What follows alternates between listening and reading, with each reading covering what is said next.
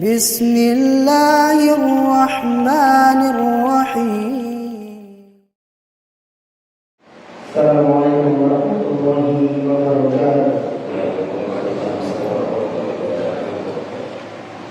إن الحمد لله نحمده ونستعينه ونستغفره ونعوذ بالله من شرور أنفسنا ومن سيئات أعمالنا. من يهده الله فلا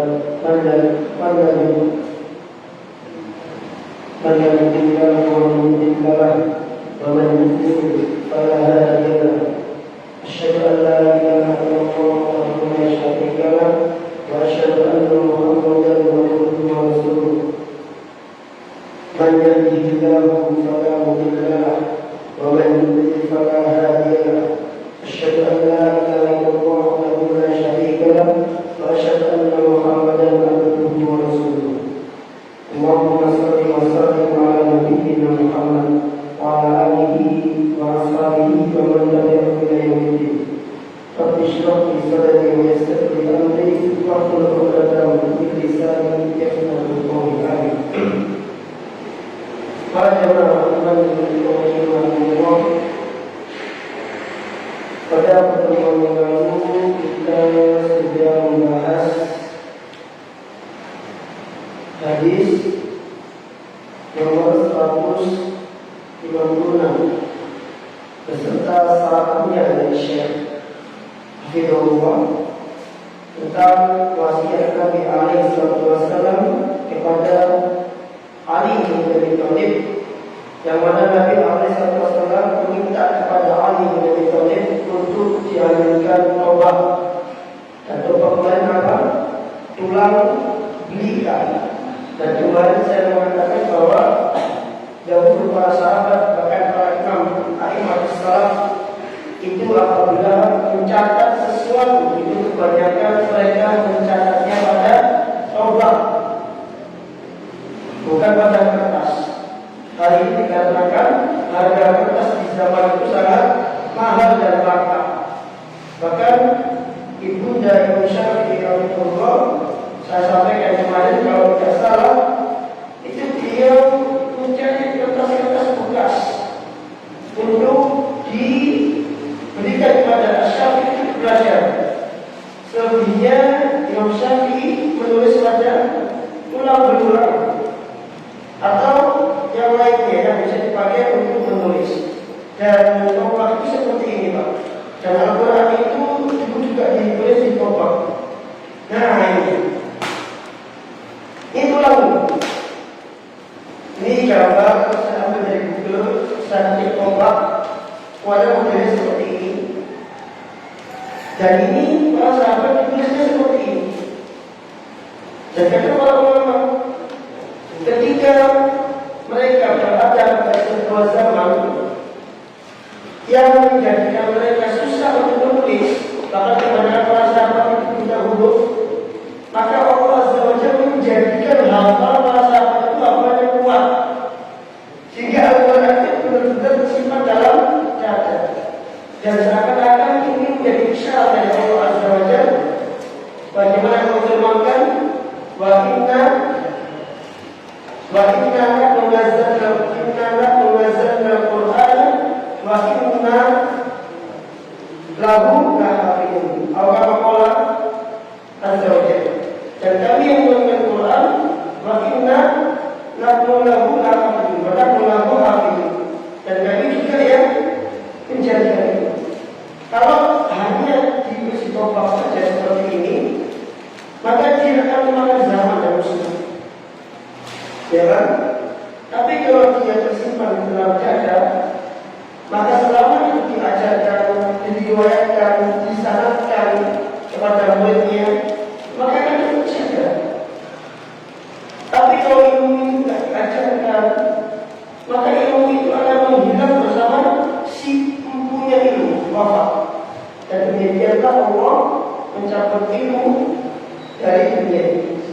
Jangan-jangan diwafatkan orang yang punya ilmu.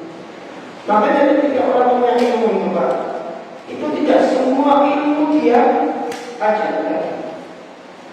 Pasti ada sebagian yang belum dia ajarkan yang dia bawa mati. Karena apa yang dia pelajari dan apa yang dia sampaikan itu sebenarnya lebih banyak ilmu yang dia pelajari dibanding yang dia sampaikan. Itu pasti. Itu yang menjadikan lambat laun ilmu itu hilang. Itu tempat seperti ini. Yang misalnya di Google banyak seperti ini. Tapi saya mau gambar yang bagus. Dan ini bukan sembarang tulang, ini hanya khusus tulang belikan. Tulangnya unta, tulang belikan itu bukan belikan itu mana? Ini punya. Excel. Oh, di burungnya. Iya, kalau di gambar itu tombak di bagian ini yang lengkungannya leher itu. Ini yang dipakai buat jadi kata tombak yang kemarin itu. Ya itu. Ya mana itu? Baik ya. Ini ditombak. Tetapkan kata tombak. Dia kemudian hadis berikutnya. Masih di bab yang sama itu sebelum lengkap berbuat baik pada Tuhan. Tadi Al-Bukhari rahimahullah mengatakan, haddatsana Muhammad bin Sa'id qala haddatsana Israil. Masya Allah namanya Israil ya. Al-A'mash dari Al-A'mash. A'mash ini ahli hadis, salah seorang imam ahli hadis, dan nama aslinya bukan A'mash, tapi dia diberi nama A'mash karena matanya bermasalah, suka mengeluarkan belek, sehingga dinamakan A'mash. Tapi dia termasuk imam hadis yang dalam belajar hadis dia sangat keras dan disiplin. Sampai-sampai dikatakan bahwa A'mash itu punya anjing. A'mash itu punya anjing. Di antara kegunaan anjingnya itu menghalau para ahli hadis yang mau belajar sama dia. Yang tidak benar, yang kurang ikhlas, yang kurang tekun, tidak boleh belajar sama dia. Itu A'mash. Sampai di antara kedisiplinan dia adalah ketika ada orang yang belajar hadis sama dia tidak bisa, maka menjadi A'mash. Saking kerasnya dia, disiplinnya A'mash. An-Abi Wa'il An-Abdillah ibn Mas'ud dari Abdullah bin Mas'ud radhiyallahu anhu, an Nabi sallallahu alaihi wasallam, dari Nabi sallallahu alaihi wasallam.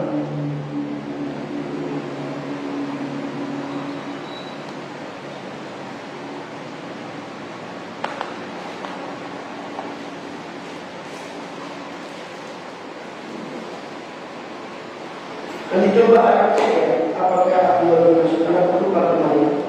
Yang minggu lalu itu ada orang yang benar-benar. Ada Nabi alaihi wasallam ajibud da'i, penuhilah orang yang mengundangmu. Ad-da'i artinya orang yang menyeru. Tapi dalam masalah ini yang dia akan dimaksud adalah penuhilah orang yang mengundangmu, yang berundangan kepadamu. Wala ta'uddu al-hadiyah, dan janganlah engkau menolak hadiah. Dikasih hadiah ditolak, dikasih sesuatu dikembalikan lagi. Wala ta'uddu al-hadiyah, wala tadribu al-muslimin, janganlah engkau memukul kaum muslimin. Illa li-ta'kid, kecuali dalam rangka mengajarkan adab, sebagaimana hadis yang lalu dari Aisyah radhiyallahu. Aisyah mengatakan, dan sungguh aku benar-benar akan mencambuk anak yatim sampai dia berlaku lurus. Karena Aisyah radhiyallahu dia punya anak yatim. Tapi ucapan ini sebagai bentuk kaidah bahwasanya mencambuk itu asalnya tidak boleh. Tapi kata Aisyah, dan sungguh aku benar-benar akan mencambuk anak yatim tersebut sampai dia berlaku lurus. Maksudnya sampai dia lurus, istiqomah, dan dia tidak meleng. Itu maksudnya. Makanya para ulama mengatakan apabila memukul maka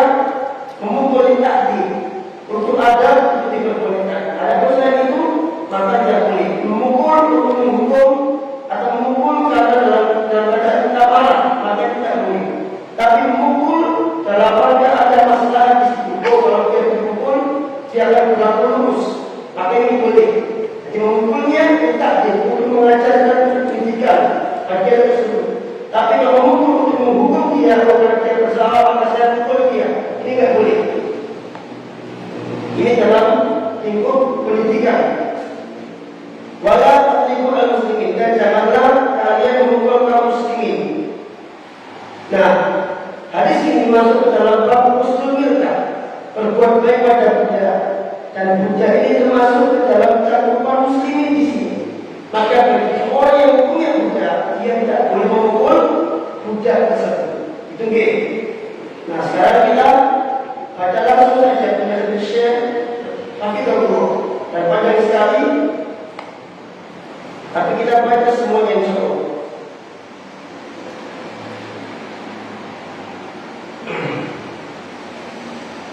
Hadis ini fihi tarhib, di dalamnya ada motivasi, ada anjuran pada 3 bentuk amal soleh ala yurja tawabbuha yang diharapkan pahalanya. Al-amal awal, adapun amal soleh yang pertama, ijabah da'wah, yaitu engkau memenuhi undangan orang yang mengundangmu. Dai di sini bukan ustaz, bukan kiai, bukan orang yang mengajar dan tabligh, bukan. Meskipun kita bisa artikan seperti itu. Kalau kita melakukan secara umum, bisa memenuhi dakwah orang yang mengajarnya, memenuhi nasihat orang yang mengajarnya. Begitu, boleh. Tapi yang dimaksud di sini adalah memenuhi adai, orang yang mengundangmu. Dan ini merupakan salah satu bentuk dari hak seorang muslim. Di hak seorang muslim itu adalah dia memenuhi undangan muslim yang lain. Berarti kewajiban kita. Itu nggih. Rasulullah sudah mengatakan hakul muslim ala muslim khamsun. Hak seorang muslim atas muslim lainnya itu 5. Ini sudah dihafal oleh SD di sini hadis ini. Meskipun kadang sekedar menghafal, tapi pemahaman ilmu itu dimulai dari menghafal. Para ulama mengatakan awal ilmi al-ilmu, ilmu pertama kali itu dihafal, tsumma al-fahmu, kemudian dipahami. Nah itu tingkatan lain. Jadi anak-anak usia begini meskipun dia tidak paham apa yang dia hafalkan, meskipun sudah dijelaskan dan nanti dia lupa, paling tidak dia sudah melalui satu tahapan dari tahapan ilmu, yaitu menghafal. Dan tidak ada para ulama zaman dahulu melainkan mereka memulai dari hafalan. Kalau seandainya ada imam yang dia belajar hadis dan dia tidak hafal Quran, maka akan menjadi teladan bagi ulama lain ketika melihat hadisnya. Saya pernah menulis itu di grup sekolah saya, dan waktu itu ada dia menulis biografi seorang imam. Jadi tulis biografinya, kalau ini begini. Dan terakhir ditulis walakin la yufat al-Quran. Walakin la yufat al-Quran. Tapi imam ini dia tidak hafal Quran. Jadi dia terus untuk biar imam ini begini semua. Dan ternyata ada satu ayat yang dia punya. Di bagian akhir biografi dia ada yang mengatakan walakin la yufat al-Quran. Tapi dia tidak hafal Quran. Emang itu. Hafal makna ini awal menghafal, dia menghafal. Paham dan paham, hafalkan dulu. Maka ada seorang syekh, para masyayikh itu kalau ada tauhidnya tidak paham, mereka bilang apa? Hafalkan 20 kali, 30 kali, 100 kali. Nanti akan paham dengan sendirinya. Karena pemahaman itu awal mula berawal dari menghafal. Nah, hak seorang mukmin yang berbeda dari yang pertama, berdus salam, jawab salam, wajib ain bagi individu, wajib kifayah bagi orang lain.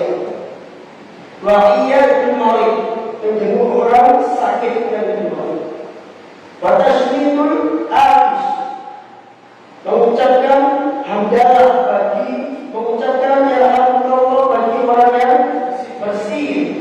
Kalau dia mengucapkan hamdalah, kalau dia mengucapkan hamdalah, maka mengucapkan alhamdulillah. Wa ijabatu da'wah. Apa? Wa tiba'ul janaiz, mengikuti jenazah. Itu haknya jenazah tersebut. Itu diantarkan sampai tempat terakhir dia di dunia. Kemudian yang terakhir wa ijabatu da'wah,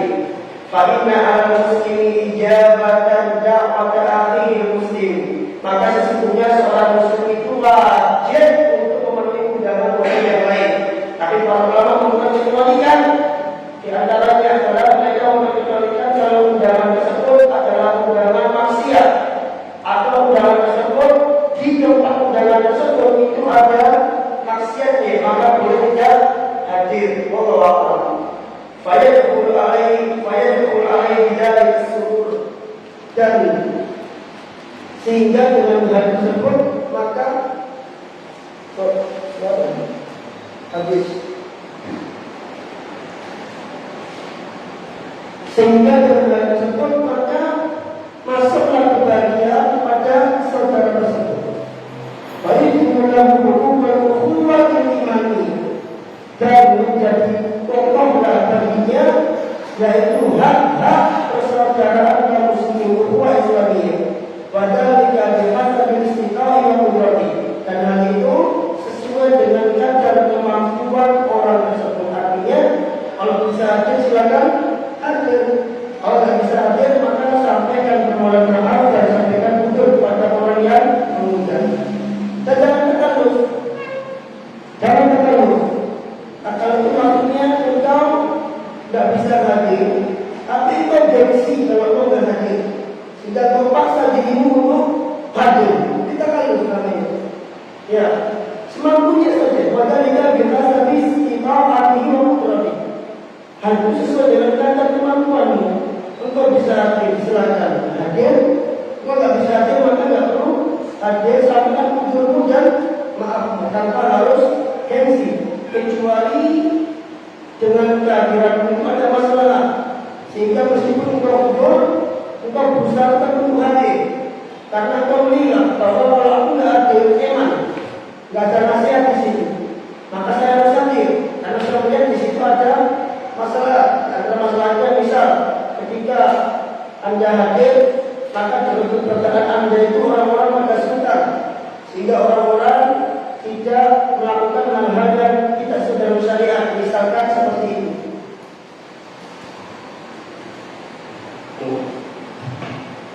Misalkan seperti ini. Maka kalau nggak bisa hadir silakan hadir. Usahakan hadir karena penting silakan.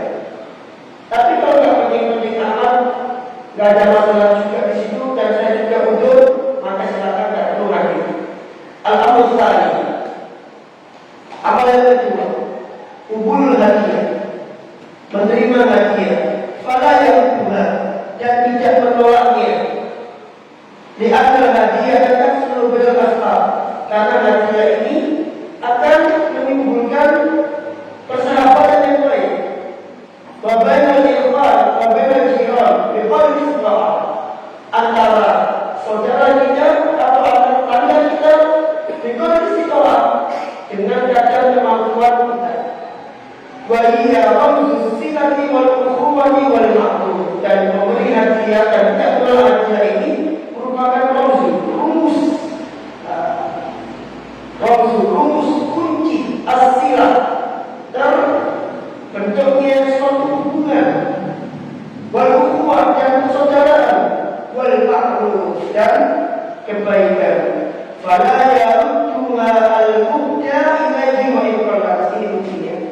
Maka orang yang diberi hadiah, dia tidak boleh menolaknya. Wa iqrarat, meskipun hadiah itu sedikit atau hadiah itu remeh. Misal ada seseorang tiba-tiba memberi kita hadiah sangat remeh, permen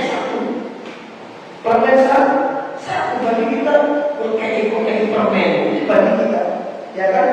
Tapi secara hukum asal meskipun cuma permen, terima. Ya, ada hukum kata memberi itu diwajibkan dibaca kepada orang yang memberi hadiah, karena memberi hadiah itu harus sesuatu yang dia cintai, gitu. Setiap dia cintai. Pantas tidak naik permen, ya begitu. Tapi bagi yang dikasih hadiah, maka prinsipnya adalah meskipun sedikit oleh juga nggak boleh ditolak. Bagi yang berdoa menfiku alaiha, bahkan dia harus menerima hadiah itu dan membalas hadiah tersebut. Ayo kami alaiha, membalas hadiah tersebut. Hatta tidak ada jemaah kami begini. Kalau seandainya dia tidak mendapat sesuatu untuk membalas hadiah tersebut, jangan ada lagi dia doain, mendoakan orang yang beri hadiah.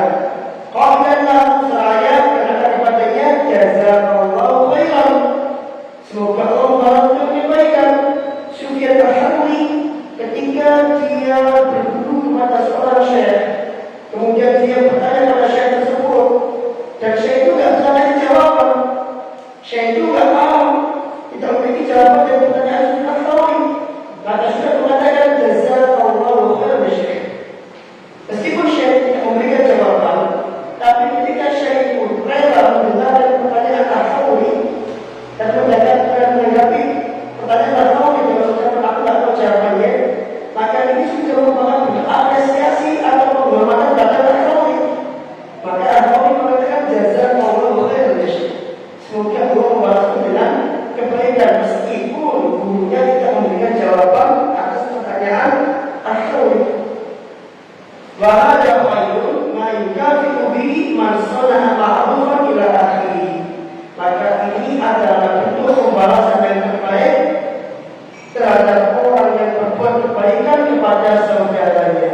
Sawa'un rajulun aw imra'atun. Sama saja entah memberimu laki-laki atau perempuan. Wal hadaya bainan nisa wa bainar rijal. Dan hadiah itu entah terjadi pada perempuan atau terjadi pada laki-laki atau kepada keluarga atau kepada sahabat-sahabat kita. Fa hiya ramzul ukhuwah wal mahabbah wa majallah al-khair. Dan dia merupakan pokok atau usul terjadinya ukhuwah dan kecintaan serta kebaikan. Kemudian amalan ketiga, at-tahdhir min tidal muslimin bil-dhurr. Peringatan keras dari menyakiti kaum muslimin dengan pukulan. Karena prinsip dari seorang Islam yang baik adalah sebagaimana yang disabdakan oleh Nabi alaihi wasallam, al-muslimu man salima al-muslimuna min lisanihi wa yadihi. Orang Islam yang baik itu adalah orang Islam di mana orang Islam lainnya itu selamat dari lisan dan tangannya. Lisannya tidak boleh menyakiti, tangannya tidak boleh ganggu. Artinya segala hal yang bisa mengganggu kaum muslimin itu diharamkan dalam Islam. Karena Allah menjaga jiwa mereka, menjaga kehormatan mereka, dan menjaga apa? Hak. Jadi diri kita ini ada 3 hal yang tidak boleh diganggu. Ada 3 hal yang tidak boleh diganggu. Apa yang pertama? Jiwa, nyawa, tidak boleh dibunuh tanpa hak, tidak boleh dialihkan tanpa hak. Nyawa. Yang kedua apa? Kehormatan. Tidak boleh dirusak kehormatan tersebut. Harus dijaga. Tidak boleh dijual dengan baik, tidak boleh. Harus dijaga. Ini hak dia. Ini diharamkan oleh Allah Azza wa Jalla. Dan ini bentuk kedoliman kalau sampai dirusak. Karena kedoliman antara seorang muslim dan muslim lain 3. Dolim dalam masalah darah, dolim dalam masalah kehormatan, dan dolim dalam masalah harta. Ya, Rasulullah SAW mengatakan sesungguhnya seorang muslim itu haram bagi muslim lainnya. Apa yang damuhu wa maluhu wa irduhu. Hartanya dan darahnya haram, nggak boleh dialihkan tanpa alasan yang diberikan syariat. Kalau alasan menurunkan darah diberikan syariat, maka silakan dialihkan. Misal hukum kisos misalnya, atau mungkin hukum had sehingga dialihkan darah, silakan. Tapi selain alasan syar'i, maka nggak boleh dialihkan darahnya. Apalagi kalau yang dialihkan itu adalah darah seorang muslim, darah orang kafir saja, dia nggak boleh dialihkan tanpa alasan yang hak. Misal orang mengalirkan darah kafir mu'ahad atau kafir dini misalkan, dan Rasul mengatakan barang siapa yang mengalirkan darah kafir dini atau kafir mu'ahad, maka dia tidak bisa mencium baunya surga. Ini orang kafir, dia nggak boleh dialirkan darah kecuali alasan yang hak. Bagaimana dengan orang-orang kaum muslim yang dialirkan darahnya oleh orang-orang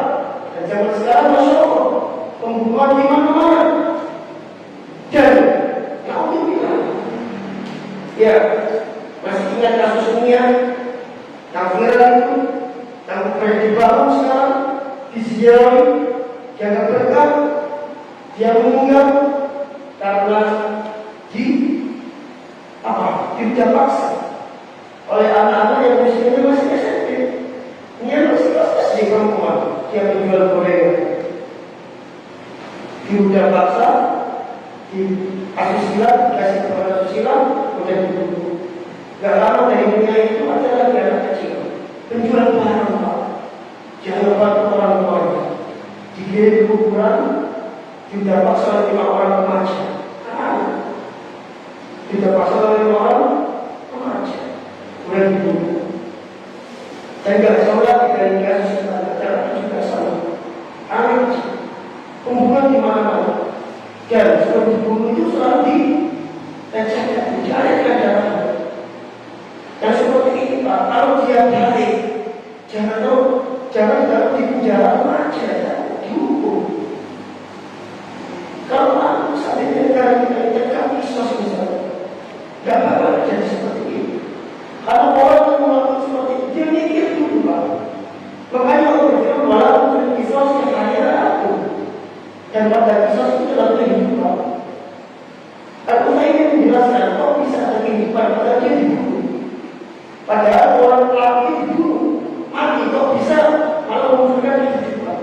Padahal ini maksudnya adalah agar orang yang akan melakukan suatu perbuatan dia berpikir lebih dahulu, sehingga dia tidak terjadi melakukan perbuatan tersebut, sehingga terciptalah ayat kehidupan. Atau orang yang melakukan dia dikisos, sehingga orang seperti ini itu gak hidup lagi. Dan itu lagi, sehingga dia tidak bisa mengulangi perbuatannya kedua kali. Maka muncullah akhir-akhir kehidupan. Jalannya tidak boleh dialihkan. Bukan keuangan tidak boleh dialihkan. Hartanya tidak boleh diambil tanpa alasan yang apalagi sekedar memukul. Sama saja kita memukul anak kecil maupun memukul orang dewasa, entah itu laki-laki maupun perempuan, semua itu terlarang atas seluruhnya. Terlarang semua yang menyakiti kaum muslimin, terlarang semua hal yang bisa menyakiti kaum muslimin. Min kalami, dari ucapan awak dimalik atau mengambil harta, wabishin atau nipu, berbuat curang. Rasul mengatakan wasyana laisa minna, siapa yang curang dia bukan golongan kami. Awik tidak arti bid'ah wasyana, atau mungkin menghukum atau menyakiti dengan memukul atau mencela syakna. Orangkan, nanti hati orang lain diorongkan. Kalau orang mengorongkan dari 3 hal ini, nanti curang yang mana?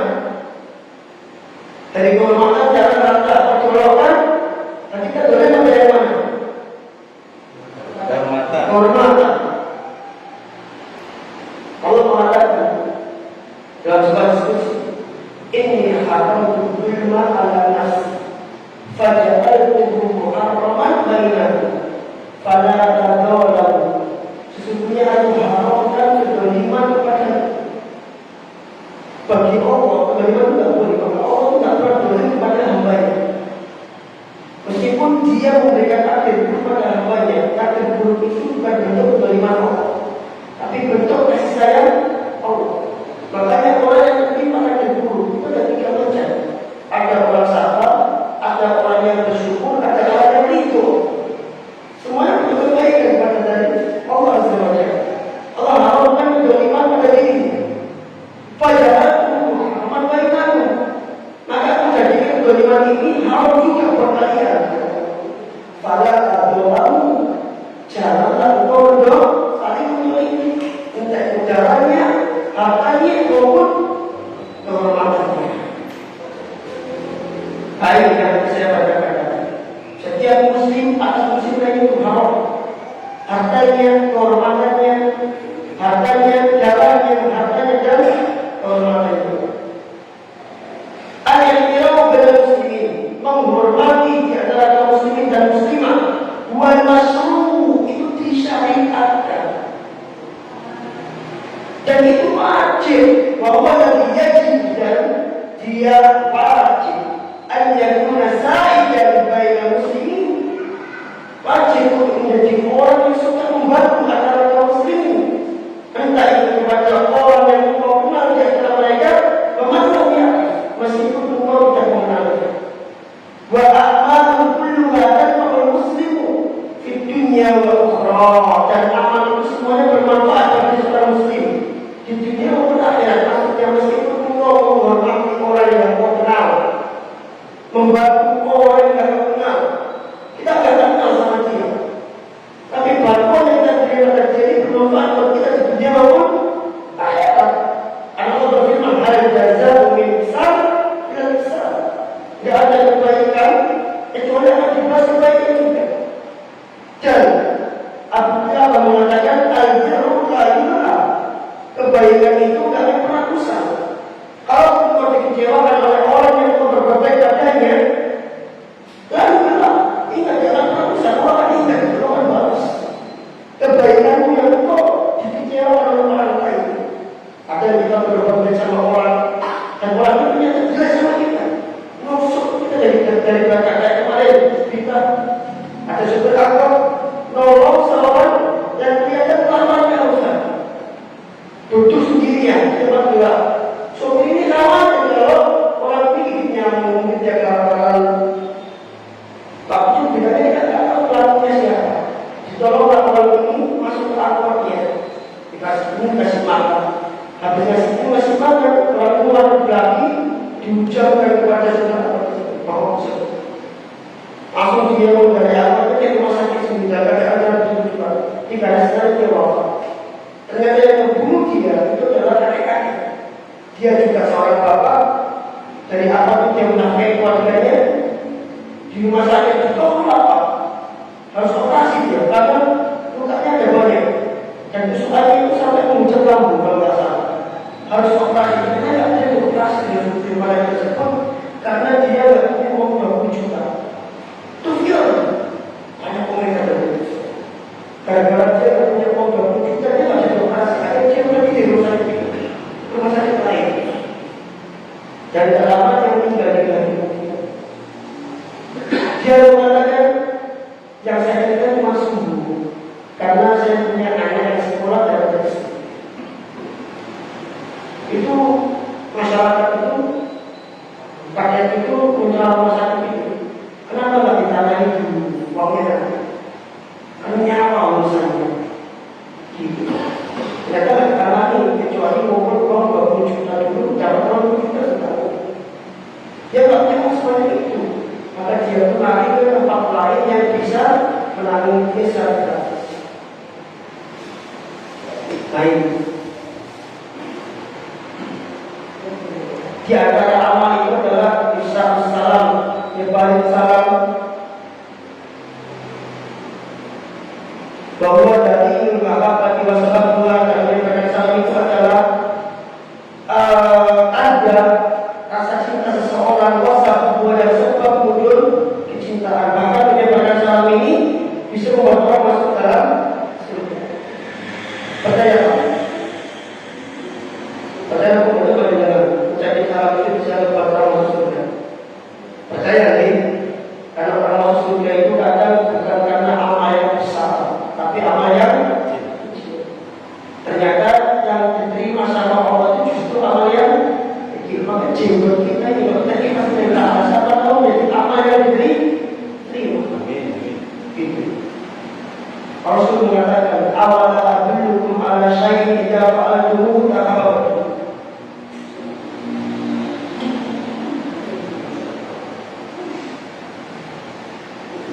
Kata Rasul, mau enggak aku tunjukkan kepada kalian sesuatu yang kalau kalian lakuin, tahabbtum, kalian akan saling cinta. Apa itu? Afus salam bainakum. Kepada kalian. Jadi selain aku saya apa hadisnya. Rasul mengatakan, la yu'minu ahadukum. Dan tidak dikatakan beriman salah seorang di antara kalian hatta tahabbu, sampai kepada kalian la yadkhulul jannah hatta tu'minu. Kalian tidak bisa masuk surga kecuali kalian beriman. Wala tu'minu hatta tahabbu. Dan kalian tidak akan beriman kecuali kalian saling mencintai. Awala adullukum ala syai'in tahabbu. Maka aku tunjukkan pada kalian sesuatu yang bisa membuat kalian saling cinta. Jadi asus salam, sebagai jalan di antara kalian. Berarti relasi adalah menyebarkan salam adalah bentuk keimanan. Dan bentuk keimanan ini bisa membuat dia masuk ke dalam surga. Maka kesimpulannya adalah menyebarkan salam membuat orang masuk ke dalam surga. Fatusallimu wa anta masyin wa anta raqib. Tusallimu alal masyi wa alal jari wa alal fadli wa alal jamaah. Maka engkau ucapkan salam meskipun engkau jalan, meskipun engkau berada di atas kendaraan, meskipun dan engkau ucapkan salam kepada orang yang berjalan, kepada orang yang duduk, dan kepada setiap individu dan kepada jamaah. Bahwa doa mubarakun, dan salam itu adalah doa yang diberkahi. Ta'udu manfaatuhu alal muslim, yang akan kembali manfaatnya untuk muslim tersebut. Wa al-sallami alaihim, dan kepada orang yang salam, yang diberi salam kepada mereka. Dan di antara ucapan penghuni surga adalah salam. Allah berfirman, illa qila salaman salaman. Kalau dia illa qila salaman salaman. Surga itu ucapan mereka adalah salam, salam, salam. Salam itu penghuni surga. Kalau kita penghuni surga, kita harus terbiasa mengucapkan ucapan penghuni surga. Nama.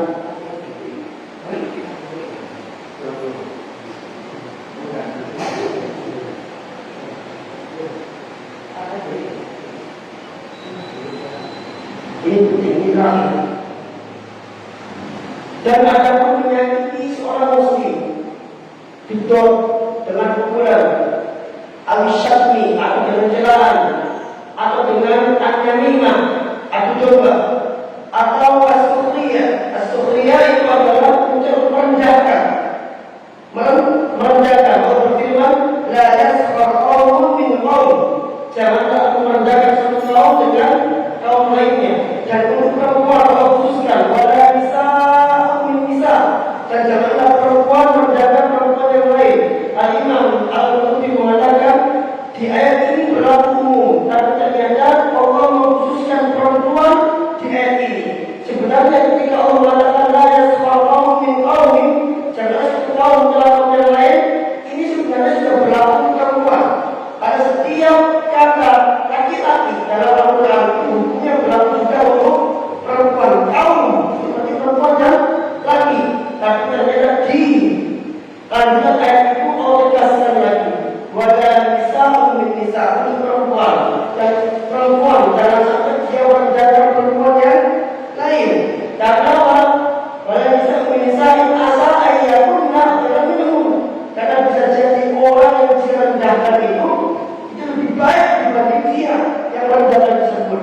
Dan Allah menjelaskan kenapa kok perempuan yang disebut di ayat ini, di an-sukhriya aktsar minhunna aktsar. Di an-sukhriya minhunna aktsar. Karena suka merendahkan orang lain itu banyak terjadi pada perempuan. Makanya Allah tegaskan, Allah kuatkan lagi, orang boleh mencela.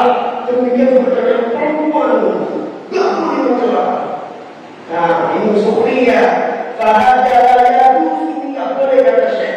Wala yaliqu bil muslim an yasdura minhu, maka tidak pantas bagi seorang muslim untuk melakukan hal tersebut. Fa idza sadara minhu syai'un min dzalika, maka apabila terjadi pada dirinya syai'un min dzalika, salah satu dari hal yang ada di atas ini, mukul, mencela, ghibah, namimah, sukhriyah, merendahkan, apa yang dia lakukan? Baca wajah taubat, segera dia bertobat. Tobat. Karena ini doliman buat orang lain, hati orang lain. Jadi kita ngambil hati orang lain, ya, mengambil hati orang lain, termasuk mengambil hati orang lain adalah pakai sandal yang bukan sandalnya. memihak orang lain. Yang punya sandal bola itu di sandal bola. Saya 2 kali ketukar saudara saya di situ. Ya, kalau yang ngambil nggak sengaja mungkin sama saja nggak apa-apa, Pak. Ya kan? Tapi mungkin dia sedang umum ya, sehingga dipakai di tempat duduk ke kamar mandi. Atau dia punya sendal, tapi dia pakai sendal orang lain. Mungkin karena dia orang ikut pakai sendal itu sekali. Ini nggak boleh hak orang lain. Sedikit pun nggak boleh diambil. Dia nggak boleh, haram, tidak boleh. Maka dia harus berdoa sama mimma ada alaihi. Maka dia harus minta asam kerelaan hati, minta toleransi, minta kenalan terhadap orang yang dia sakiti. Di mana cara menujunya walaupun karena pada asal yang paling penting itu adalah diharapkan di dunia. Wahai yang mulia, tapi nanti ada menjadi kiamat nanti. Bala yang memaafkan mana akan abada. Maka seseorang tidak bisa memaafkan yang lain. Jadi kiamat nanti seseorang dan dia berbuat salah dengannya itu nggak bisa kasih maaf kepada orang yang bersalah kepada dirinya. Hatta wajib layak wajib. Bahkan orang tua pun dia nggak bisa memaafkan anaknya dari kiamat nanti. Walau maulud ya'fu al-walidi, dan anak itu juga nggak bisa memaafkan orang tua dari kiamat nanti. Ada di kiamat nanti sudah hari perhitungan itu balasan. Ya, tapi ada destruktif. Pernah dibaca oleh satu Rasulullah di waktu Ibnu Katsir menafsirkan ayat kedua dari surah Al-Anfal, di mana Allah berfirman, "Wattaqullaha wa aslihu dzata bainakum." Bertakwalah kepada Allah dan perbaikilah hubungan di antara kalian. Di situ Al-Hafidz Ibnu Katsir membawakan sebuah riwayat yang panjang sekali dan itu doib, tapi mungkin saja terjadi di hari kiamat, di mana ketika Nabi SAW sedang betul-betul tiba-tiba beliau terangkat hanya pada kanaya, beliau ketawa sampai kelihatan kanaya, kusinya terbakar. Sahabat itu orang bunuh Nabi. Tanya sama sahabat, baru Nabi cerita, Rajulani jataya baina yadai Rabbi. Rajulani jataya baina yadai Rabbi. Ada 2 orang bertemu untuk di hadapan Allah SWT, saling mengadu kepada Allah SWT. Orang yang begitu mengatakan, ya Rasulullah, ini bulan berbeda. Kutli maklumataku. Ada Allah, ya Allah darimu, kamu ambil bagian dari pahala dia sesuai dengan kata darimu. Kamu ambil sama dia. Itu banyak apa? Sampai akhirnya orang ini kehabisan pahala. Jadi kan ditanya, sehingga dia terancam masuk ke dalam neraka karena kehabisan pahala. Tapi kemudian Allah Azza wa Jalla memperlihatkan sebuah rumah di surga, sebuah istana, sebuah istana yang bermahkota lu'lu' mutiara. Maka orang yang didolimi ini mengatakan kepada Allah, semestinya hadisnya, pernah mengatakan, ya Rabb, li'ayyi siddiqin hadha, istana ini untuk siddiq yang mana? Li'ayyi syuhada'a, untuk syuhada yang lain, untuk orang yang mana? Bagus sekali dia bertanya. Maka kata Allah, ini istana bagi orang yang memaafkan saudaranya. Maka orang akhirnya, kalau itu wahai Tuhanku, aku maafkan dia. Maka Ibnu Katsir, maka perbaikilah hubungan di antara kalian di dunia, maka Allah akan perbaiki hubungan di antara kalian di akhirat. Dan Allah pasti akan memperbaiki semua hubungan kaum muslimin di akhirat. Walau cuma menentukannya seperti itu. Dan itu adalah dasar Nabi SAW mengatakan, perbaiki hubungan di antara kalian di dunia, maka Allah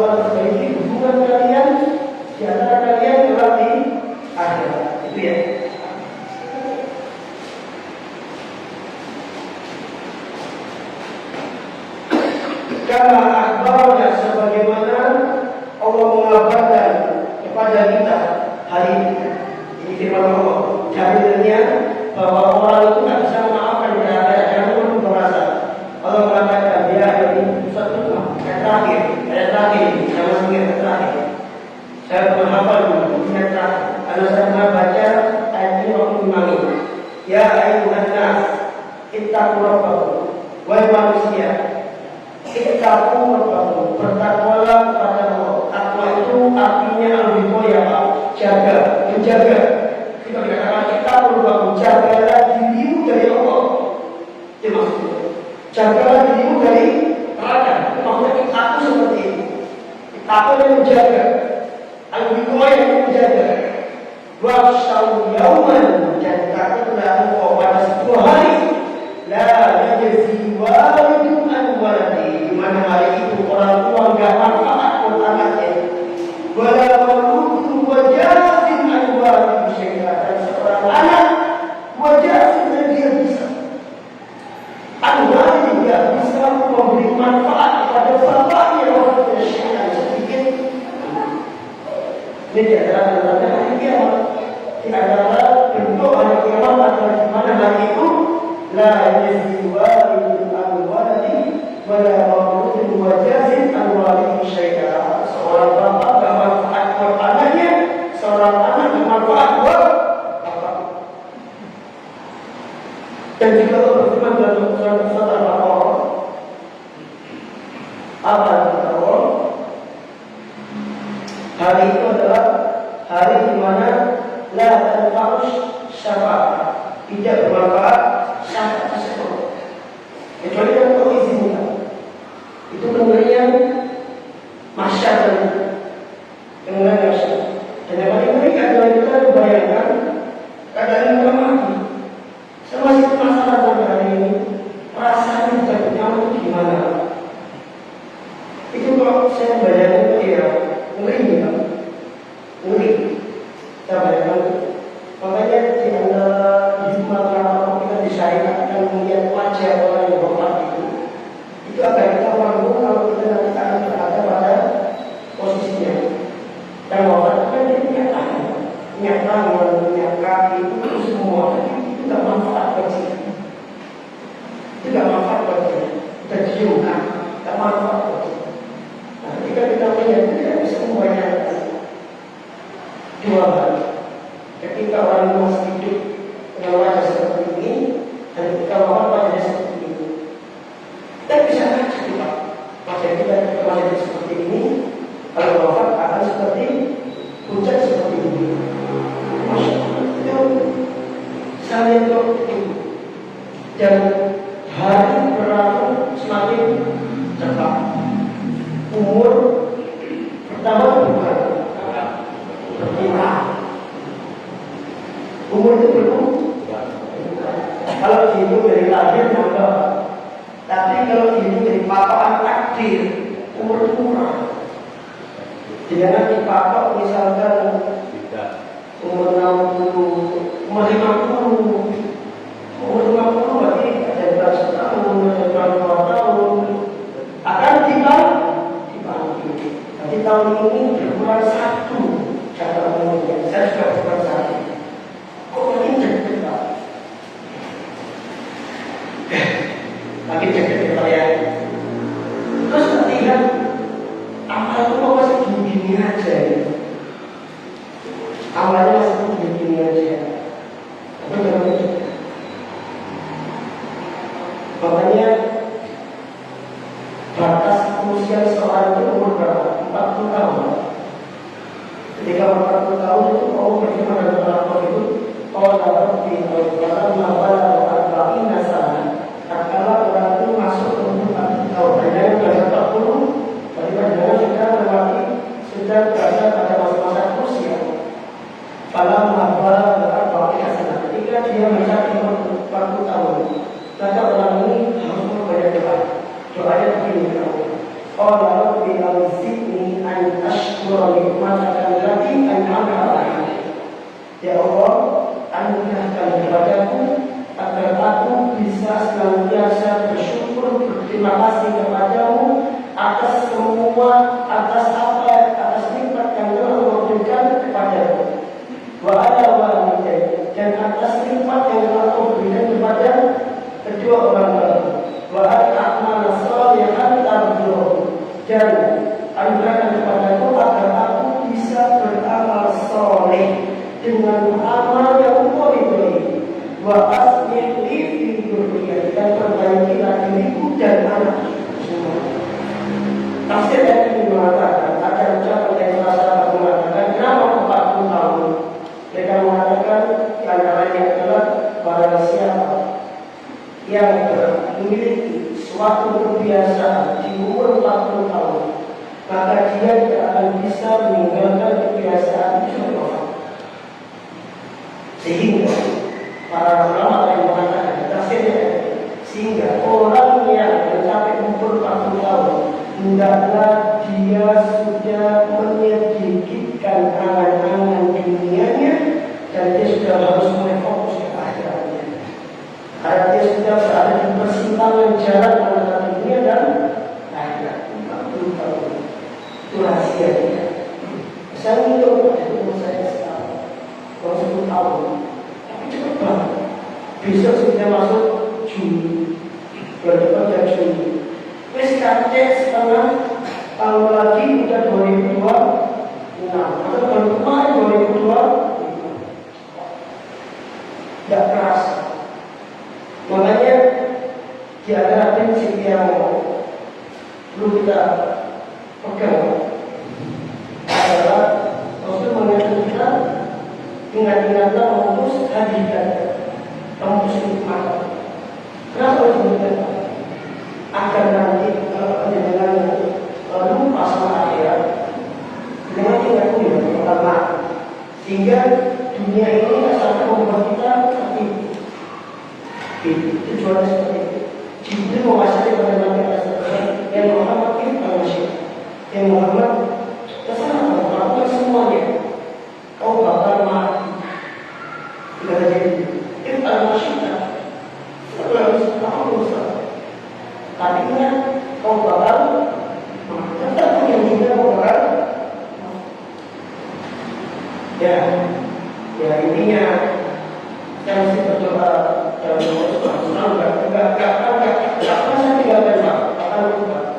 Allahumma alaihi bisa harapi belum menjadikan roh ini kita sakitnya luar biasa, sakitnya luar biasa. Atau minta sama Allahumma inni as'aluka husnal, kalau minta kepadamu husnal, wa na'udzubika min ucapan itu finalnya syahid. Dan kalau kita doa seperti ini atau seperti ini, misalnya dikatakan oleh Allah, misalnya oleh Allah, dan semoga dikatakan oleh Allah, harapannya adalah Allah itu enggak mewafatkan kita dalam keadaan kita maksiat. Itu paling penting. Khawatirnya pas kita lektor maksiat, Allah cabut. Makanya kita doa seperti itu.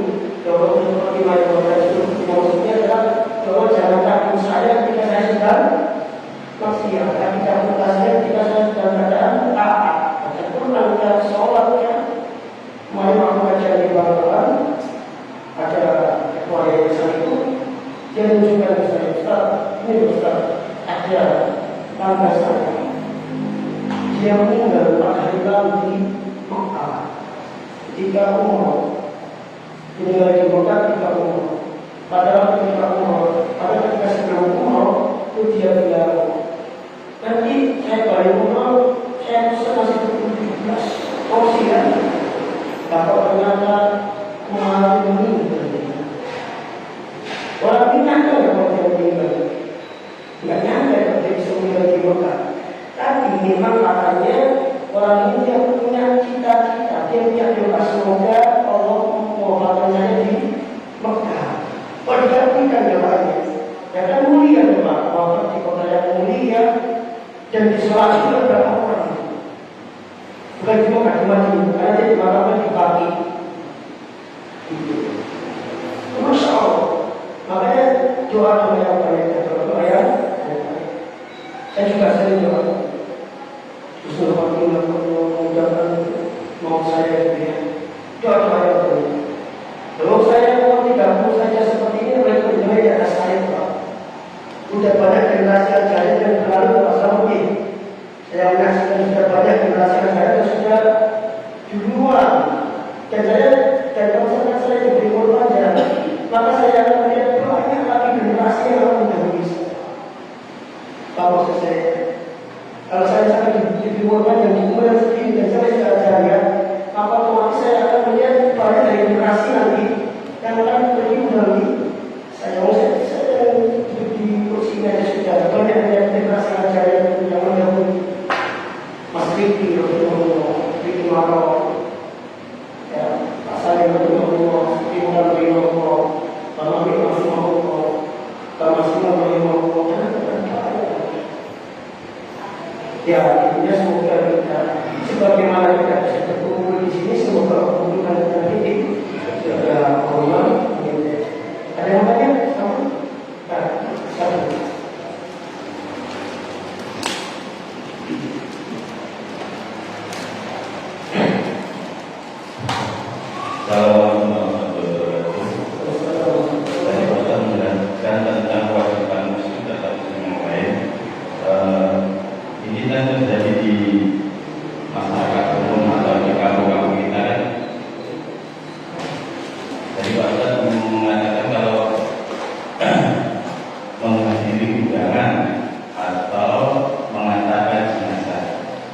Kan kita juga tahu kalau di kampungan banyak undangan-undangan yang adanya berbintang.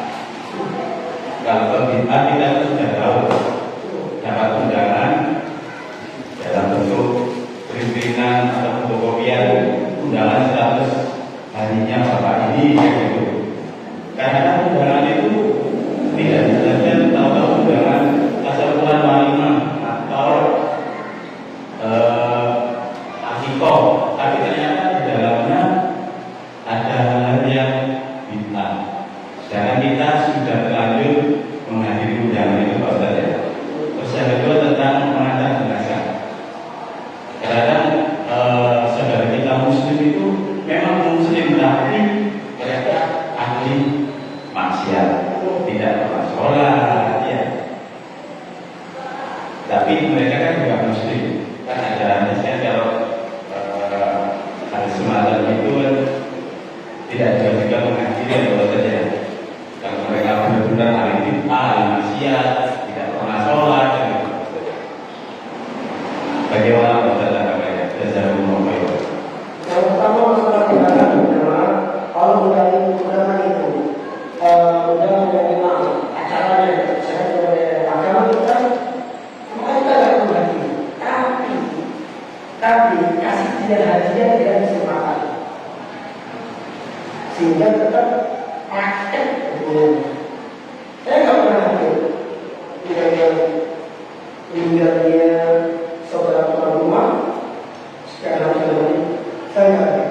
Tapi ada undangan saya hadir, apapun nggak hadir, undangan apapun nggak hadir.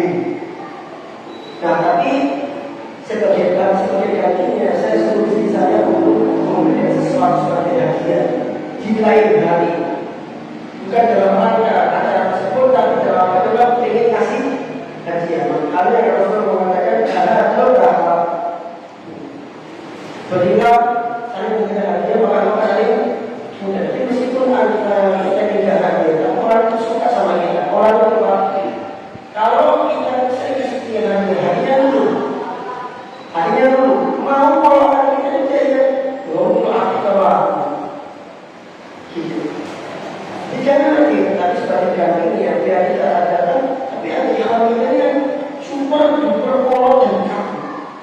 Kalau dia hidup di perkampungan yang memang cuma silakan kaku.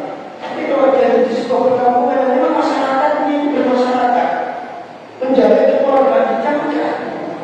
Harus ada istilahnya win-win solution. Harus ada. Karena apa yang bisa diminimalisir, apa yang tidak bisa ditinggalkan seluruhnya, maka diminimalisir. Kalau tidak bisa, kan sudah dikasih tahu sama Rasul, jangan dalam hati, apa memang tidak bisa situasinya. Misal anak musuh, tetangganya keluarga, tapi dia anak musuh. Biasanya para anak musuh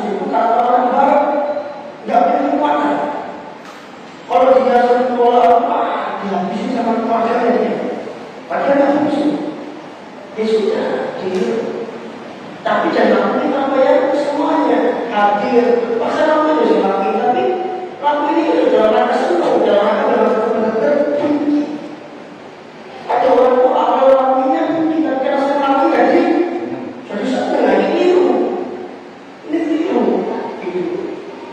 Jadi lagu ini kan dalam rangka benci atau lagu ini tapi untuk hati lagu lama. Terus aku bagian ini nangis. Bukan, ini sudah tinggalkan, kok tinggalkan aja. Kalau bagian ini tinggalkan lagi, saya bisa tinggalkan unik sebenarnya lagi. Kakak tinggalkan itu masalah ya. Nah, itu tak. Tapi kalau dengan berani, boleh pergi dengan jalan, jangan bilang ini.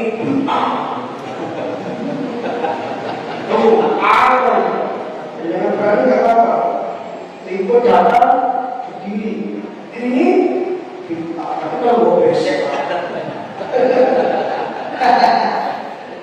jangan kita hidup dalam berdakwah ini sangat benci kok. Kadang-kadang dengan para ustaz ini menyusun dakwah ini, membangun dakwah ini susah payah. Jangan dihancurkan dakwahnya para ustaz.